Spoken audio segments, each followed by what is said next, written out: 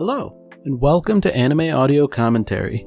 Today I'll be commenting on episode 12 of The Great Jahy Will Not Be Defeated. If you'd like to watch along, then start watching now. So last we left off, Jahy grew a nice little pepper plant and sheltered her landlord who was feuding with their sister over something ultimately trivial, but all that sort of pales in comparison to Jahy now finding a mana crystal, and a pretty large one at that.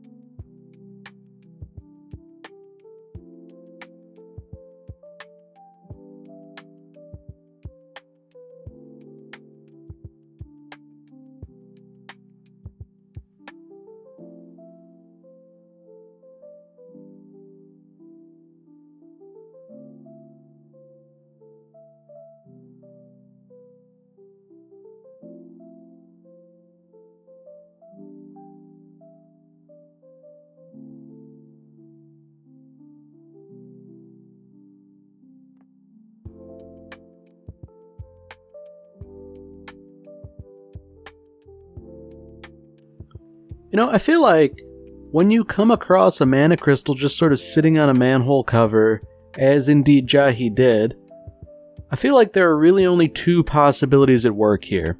You know, on the one hand, something truly tragic has happened and like this has been lost and it just ended up there. Or it's a trap. And I feel like, just in terms of how lucky Jahy generally is, I feel like it's more likely that it's a trap. And, you know, as soon as she goes for it, like, you know, some reprobate hiding in the sewer is going to yank the cover away and she's going to tumble down into, you know, a dank, dark sewer. At least Jahy has the understanding that, like, wait a minute, there's no way things could be quite this easy. Although, you know, now that Jahy is recognizing that something's not quite right here, I feel like it really is truly as simple as it seems. And now that she's being all overly cautious, you know, it turns out it was just right there for the taking, and because she dawdled and took so long, then the magical girl can ultimately swoop in and take it. Because, you know, I guess, for all of the magical girl's faults, I don't think she would set a trap. Not for anyone, much less Jahy. So, you know, if this is a trap at all, it's a trap set by a hitherto unknown character, I reckon. Because I can't imagine Sarva or Druj would set a trap like this. You know, I'm wondering if this is maybe the Demon Lord, you know, this character we've heard about, and, you know, we've now seen in the new opening, who seems to be far more concerned about food than anything else. You know, that character, from what little we've seen, seems to be a bit of a wild card. And, you know, not what would spring to mind when you think of the Dark Lord of the Demon Plane.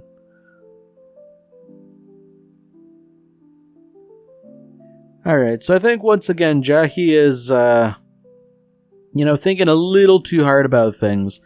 Like, what she assumes to be a button underneath the mana crystal is likely just, you know, how the manhole cover is.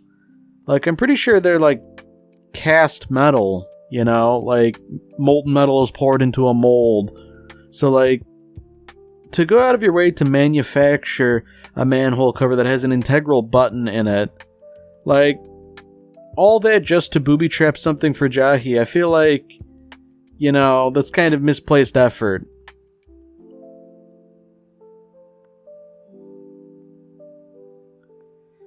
So the real question is the boss just gonna take the mana crystal? I feel like that's kind of what Jahy deserves. You know, the boss is like, oh, what a pretty rock, this is mine now. And you know, I feel like if nothing else, the boss's stature would allow her to pick it up without standing on the manhole.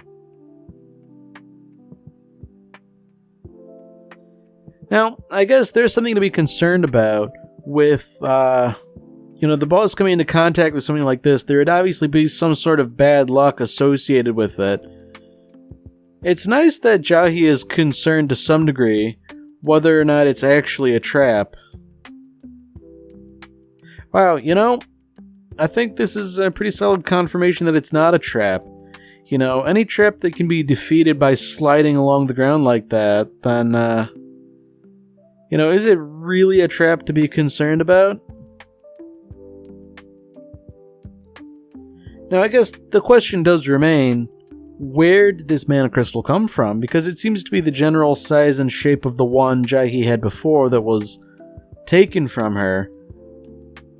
You know, I guess I'm of the belief that it's like a brand new shard.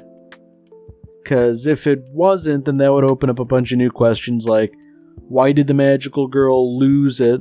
And to what end? You know, because I feel like she wouldn't let something like that out of her sight so easily. I guess it's all kind of immaterial. You know, Jahy's just with her friend Kokoro, and now they're going to be searching for mana crystals. You know, like generally speaking, kids are, you know, willing to play any kind of a game, you know, just with friends and all that. But like, for Jahy to say like, hey, we're hunting down mana crystals, like I can get why a kid would say like, oh yeah, this is fun, let's do that. But, you know, there is sort of this scummy element where Jahy is effectively just press ganging a kid into doing work for her.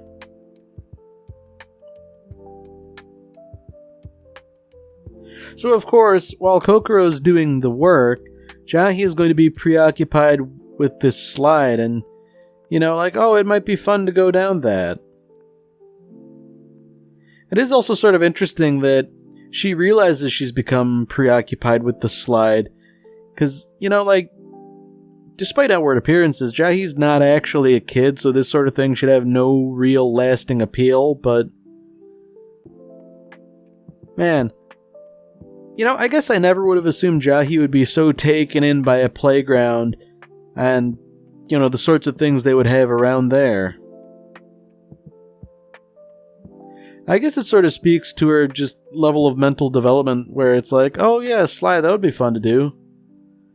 You know, she allegedly has bigger concerns of restoring the Dark Realm and all that, but, you know...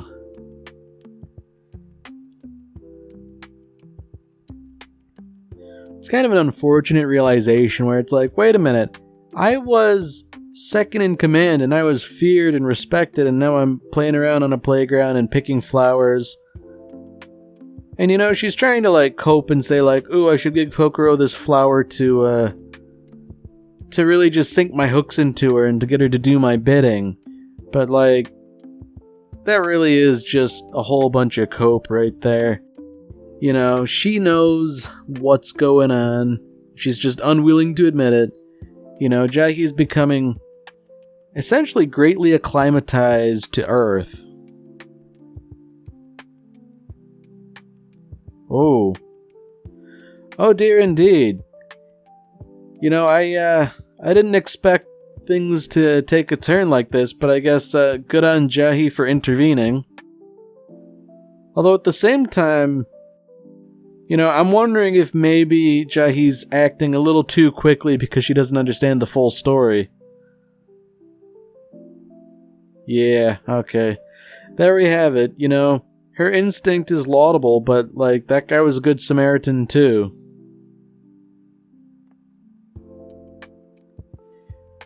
Wow. So, I guess Jahy's gonna have some explaining to do to herself. You know, she transformed and used her powers for something like this. You know, she really is sort of acclimatized to Earth, you know? Because, like, from her evil perspective, this is essentially a big waste of energy.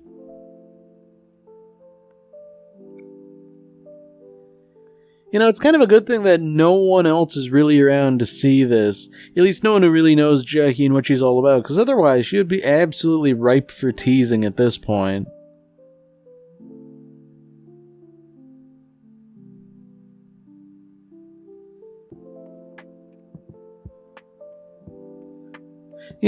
Kokoro recognizes that it's ultimately the thought that counts, and, it is a nice flower, all things considered. It's interesting that Jahy's plan is almost entirely backfired, whereby Kokoro saying, like, oh, you're cool, you're my friend and all that. Like, it's essentially bringing her more into the fold as a human, I guess, rather than the second in command of the Dark Realm. So I guess, that's it for searching for mana crystals. It's time to just play on the playground, go down the slide. Although, it's interesting that Jahy just jumped to the conclusion that another guy at the park was shady when, now that the cops are around, like, she's like a known shady individual. And, maybe grabbing a child by the wrist and running from the police in a park, maybe that's not the best idea, As a matter of fact, I feel like that's a good way to seem really suspicious.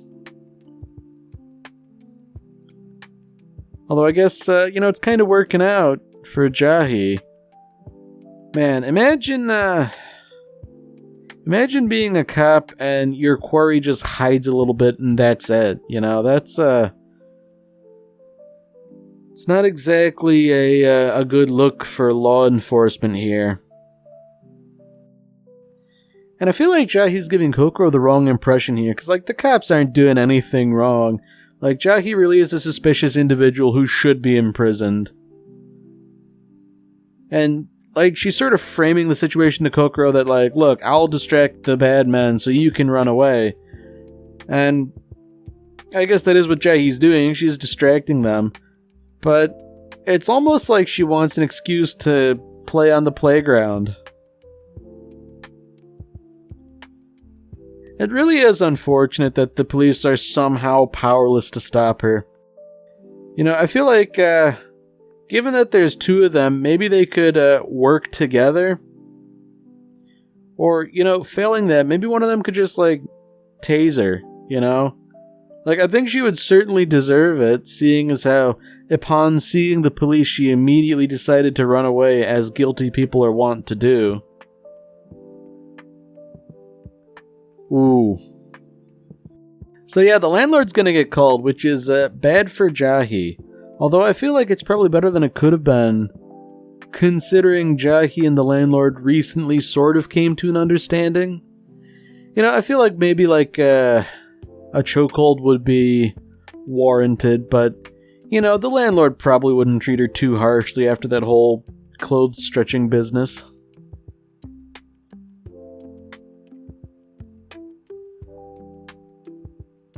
So I wonder why we're following around this dog here. This dog just seems to be having a whole run of bad luck, but maybe it isn't actually a dog. Okay.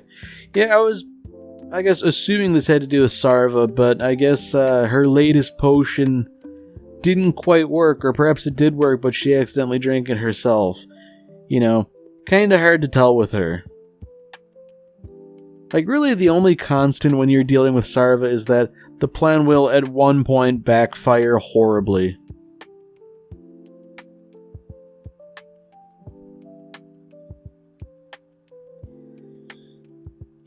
I feel like this is sort of a flaw of Sarva's, in that no matter what she does, she's only ever planning to be second in command of the Dark Realm. And, that's, it's kind of not great. Like, I feel like you should aim for the top spot, if nothing else. Like, maybe settle for second in command, but certainly aim a bit higher. So, she's made this potion that'll transform Jahy into a dog mentally and physically, but then, she just sort of drank it herself, unthinkingly. Like, you would think it wouldn't have any effect, considering she did what she did. Now, I guess the question is, what happens from here, you know? Like, being a dog both mentally and physically, like that's kind of it, you know? Like, dogs aren't exactly known for their high intelligence. And I guess Sarva seems to have regained some degree of self-awareness.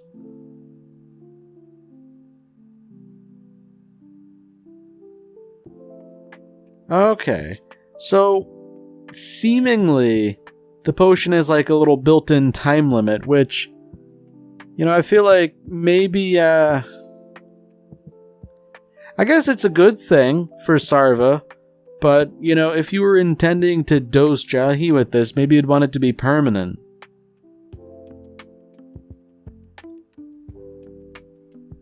You know, this is kind of, almost ripe for horror, where, like, you're transformed into a dog and you're slowly losing your sense of self. Like, man, like, that would be kind of not fun at all. I guess there's also the issue of having to learn how to be a dog, you know? Like, I can't imagine Sarva would get in too much trouble locally, but, like, you know, when you see a dog acting bizarrely out in public, like, your first instinct should be to just kind of avoid it. You know, because, like, it's generally not a good thing when animals act bizarrely. You know, that's sort of, not a symptom, but like an indicator of rabies. Like, if you see an animal just, like, acting weird, like, it's generally best to give it a wide berth. I mean, at least Sarva is a good-tempered dog, even if she is being petted by Jahy.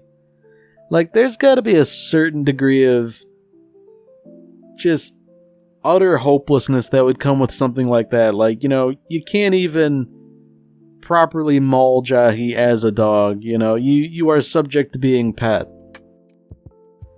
That's gotta be pretty demoralizing, insofar as Sarva has the capacity to remember.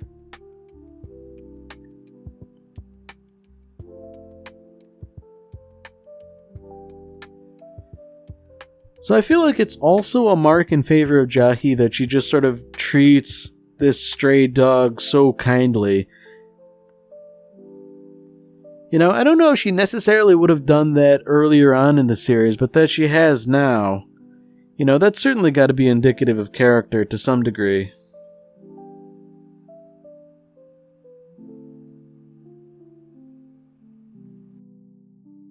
Oh dear.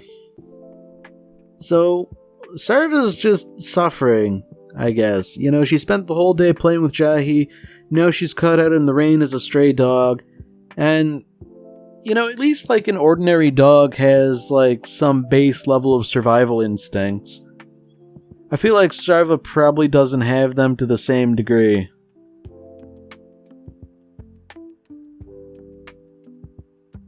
Alright, so I guess the landlord's taking pity on the poor wretched animal, which, you know, that certainly speaks to her favor as well. Wait a minute. She's the landlord. She can have a dog if she wants to, right? Surely. Well, I guess not, but it is interesting that she left her umbrella with the dog. You know, that's certainly a mark of her good nature. Now, I get the feeling that Sarva's probably learning the wrong lesson here, that, you know, maybe it isn't so bad being a dog, maybe I'll just do this all the time. Whoop. You know, how interesting that she came to the realization that, like, maybe being a dog's not so bad, and then, you know, poof, back to normal in public.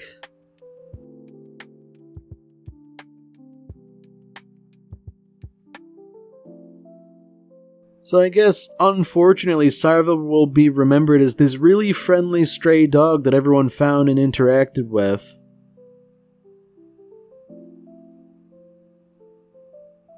At least Sarva learned her lesson not to make another batch.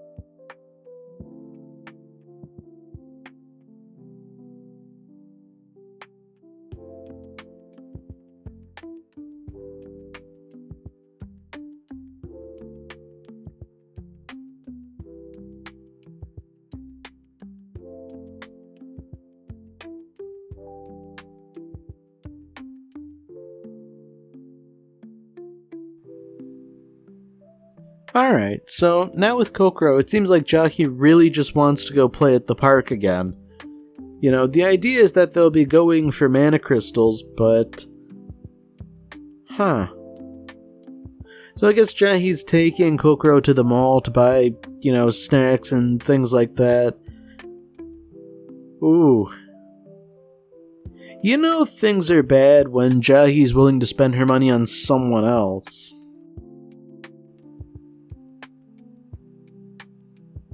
So I guess the question is, oh, okay, I know where this is going. Jahy's gonna waste all her money on a crane game, right? Like, that's just how it happens, right? Like, the games are sort of fundamentally unfair. So, unless you really know what you're doing, unless you know how to, like, game it, then, that's it. Like, you're not gonna win. So, yeah, I mean, there you go. I was gonna say, like, surely she wouldn't win, right? But, yeah, like, it turns out you grab the thing with the claw and it just sort of slips right out. And so Jahy's falling prey to that classic scam, just pouring money and money and money into the claw machine and just losing every single time. And Kokoro has the right idea that, like, look, you should probably stop here. But Jahy's even succumbing to the sunk cost fallacy, where it's like, I'm in too deep, I have to keep going until I win, or otherwise everything will be wasted. But, she doesn't really realize that, like, it's all been wasted anyways.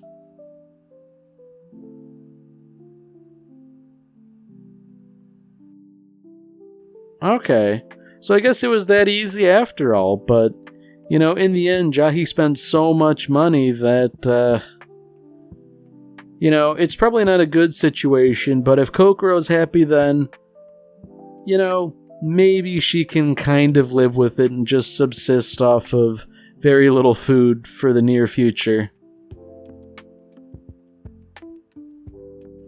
Alright, well that's it for this episode. If you've enjoyed it, then by all means, tune in for the next one. See you, Space Cowboy.